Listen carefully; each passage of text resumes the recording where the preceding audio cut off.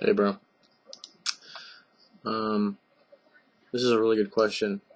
He says hell is described as a place of utter darkness, but there are flames.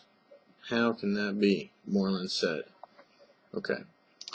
On that topic, the first thing that came to my mind when I heard this was Moreland's using a false dilemma. This is from the internet. False dilemma.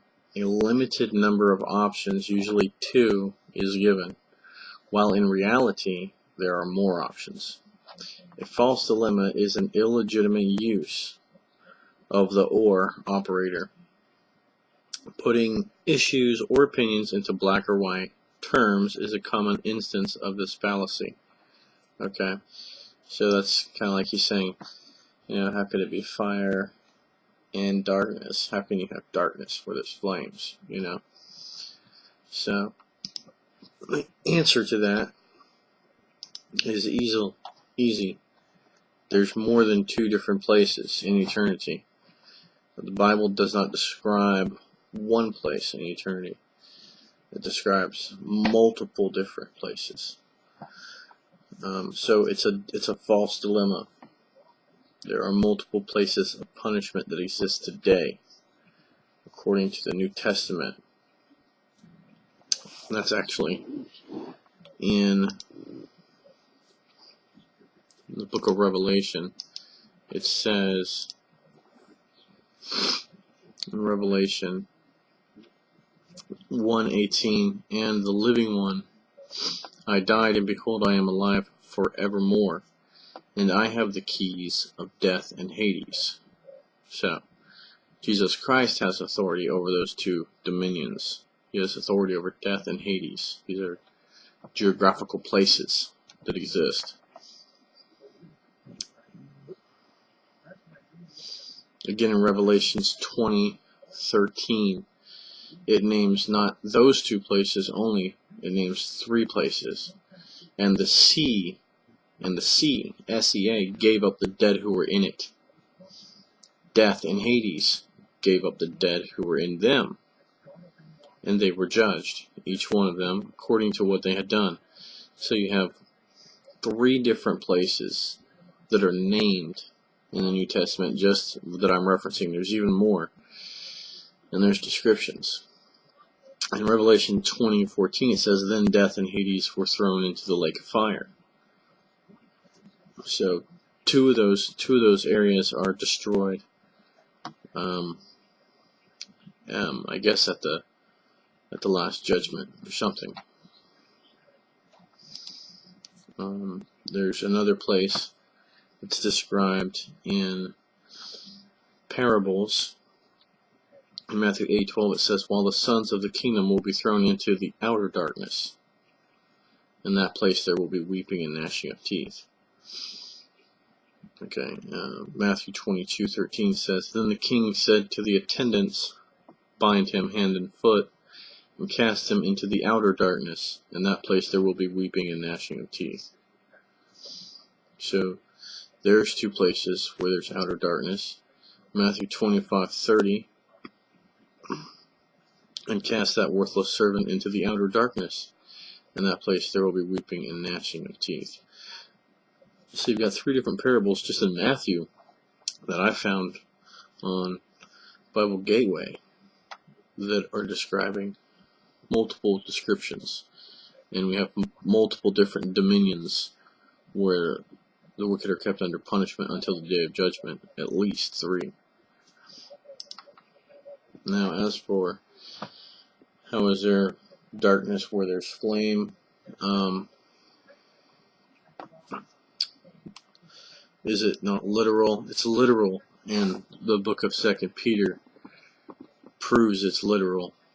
And in fact, it says fire is the exact representation of the type of punishment that people will endure. It says that right here. It says, for if God did not spare angels when they sinned, but cast them into Tartarus. That's another place. That's 4 places. in the New Testament. Tartarus is a place that's only mentioned once, and the only people that are there are angelic people. No men are in Tartarus according to the brief description that we have of it, or that we know about it, from what I understand. So there's 4 locations that exist right now that have occupants within them. So, for God did not spare angels when they sinned, but cast them into Tartarus, and committed them to chains of gloomy darkness, to be kept until the judgment. So you have a place of darkness, where wicked heavenly beings are restrained.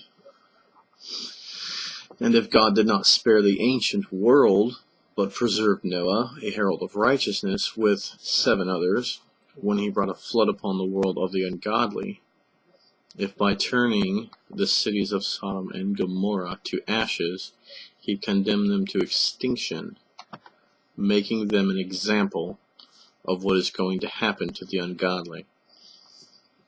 And if he rescued righteous Lot, greatly distressed by the sensual conduct of the wicked, and that goes on.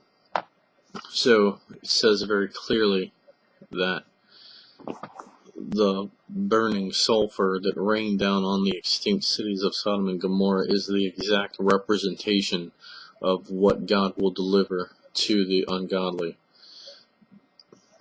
And it actually says, making them an example of what is going to happen. So this will happen.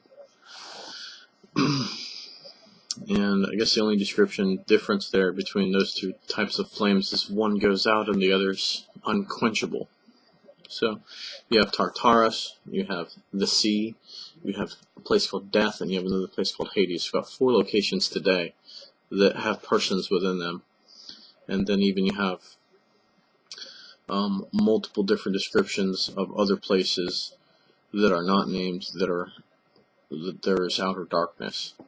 So, and the book of Thessalonians, also it's worth pointing out that I have it, God would not grossly mislead us by using fire as a form of punishment when it would not be fire whatsoever.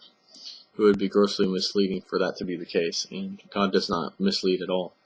He is perfectly righteous and true, and it is impossible for God to be misleading. Okay, it's naive to believe J.P. Moreland's argument, considering that the Bible makes no vague descriptions of hell, but instead makes clear multiple descriptions of it.